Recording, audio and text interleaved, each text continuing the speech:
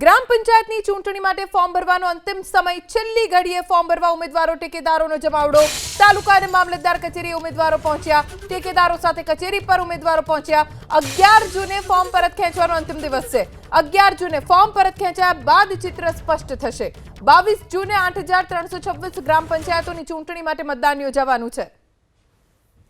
છેલ્લી ઘડી બાકી છે ફોર્મ ભરવા માટે ઉમેદવારો પોતાના ટેકેદારો સાથે પહોંચી રહ્યા છે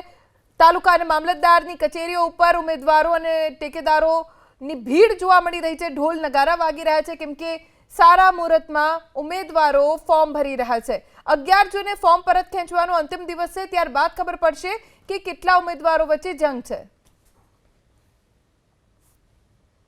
ભાવનગરથી સમાચાર ઘોઘાની નથુગઢ ગ્રામ પંચાયત સમરસ થઈ છે નરેશભાઈ ધામેલિયા બન્યા નથુગઢ ગ્રામના સરપંચ નથુગઢ ગામના સરપંચ પદે નરેશભાઈની બિનહરીફ વરણી થતા ગ્રામ પંચાયત સમરસ થઈ છે